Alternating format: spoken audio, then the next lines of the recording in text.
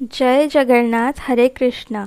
रथयात्रा दिन जगन्नाथ बाहर को बाहरती किंतु आपण माने जानिछंती कि सही दिन घरे कलश बसाइले जगन्नाथ निजे आपण घर को आसती किंतु 90% लोक भूल समय रे कलश बसाती। भूल समय रे बसैले फल भी ओलटा हो पारे। आज यही वीडियो रे जानिबा रथयात्रा रे कलश केबे बसाइबा काहेकि बसाइबा आउ सबुठु छोट भूल 100% शुभ फल को न काटू। भिडियोटा सेव कर दियंतु रथयात्रा आगर देखिबाकू निहाती पड़िबो। स्कंद पुराण अनुसार कलशे निवसन सर्वे देवः माने कलशरे सबु 33 कोटी देवता बसिछंती। रथयात्रा दिन जगन्नाथंक बड़दाण्डरे यात्रा हुए। से घर छाड़ी माउसी माँ घर को जाती। सेही समय रे आम घर खाली लगुची कुशक्ति प्रवेश करिपारे।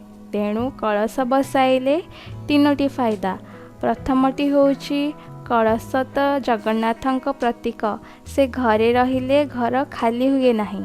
द्वितीयटी होउची लक्ष्मी प्राप्ति, कलशरे पानी थाउ तले धान रहिले वर्ष सारा घरे अभाव हुए नहीं। 3 नंबर होउची नजर सुरक्षा, बड़ बड़ यात्रा समय रे निजर नजर बहुत लगे। कलशरे से सब कुदृष्टि काढ़ी दिए।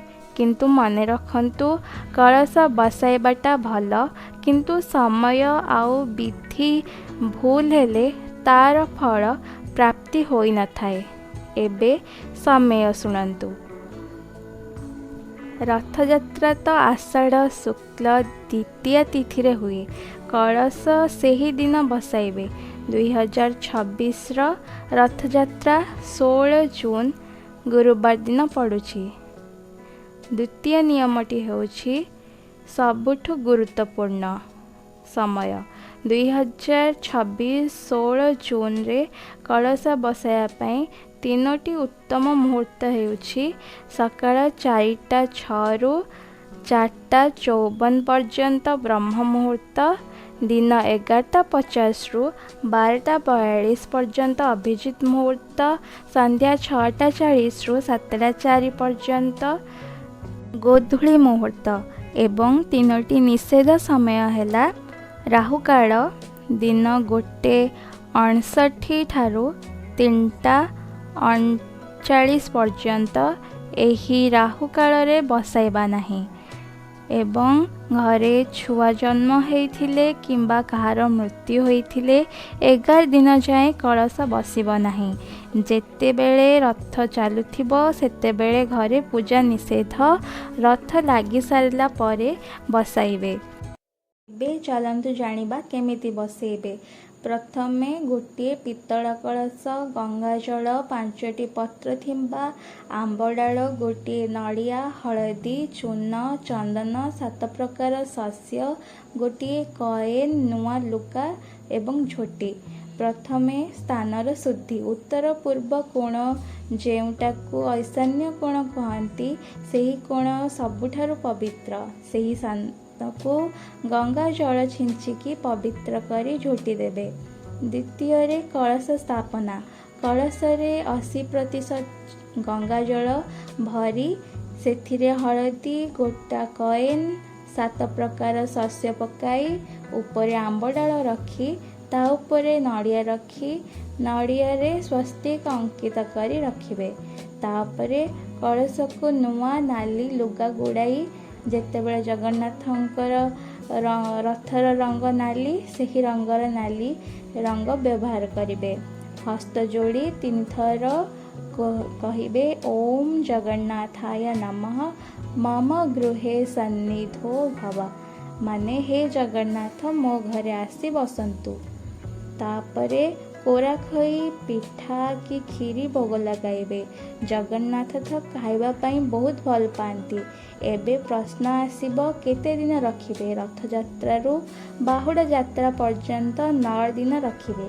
बाहुड़ा दिन संध्या कलश उठाई जल को तुलसी मूल देई नड़िया को प्रसाद रूप में खाइबे। सावधान, यही 5टी भूल करिबे नाही। स्टील बा प्लास्टिक कलश व्यवहार करिबे नाही। केवल माटी, पित्तल किंबा तंबार कलश व्यवहार करिबे। जल बिना कलश बसाइबे नहीं। दारिद्रता आसीथाए, कलश केबे हेले दक्षिण को मुँह करी बसाइबे नहीं। मृत्यु दोष लगी थाए। यदि आपण को बहु तल घर रही, कलश सदाबले ग्राउंड फ्लोर रु ऊपर को रखिबे। एवं स्त्री लोक माने मासिक धर्म समय कलश छुईबे नहीं, आउ बाहर लोकन को छुईबा को देबे नहीं। शेषरे आमे समस्ते जानिछंती जगन्नाथ हेउछंती बड़ ठाकुर। से भाव को देखंती, भूल को नुहे, किंतु जदि जानी सुनी भूल करिबा तो ठीक नुहे।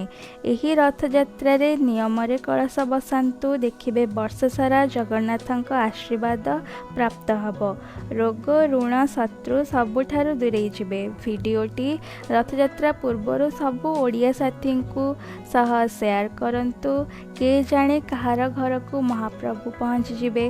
कमेंट रे जय जगन्नाथ लिखि जदि ए वर्ष रे कलश बसौचंती, मु प्रार्थना करिबी आपण मानकर सदा सुख प्राप्त हो। जय जगन्नाथ।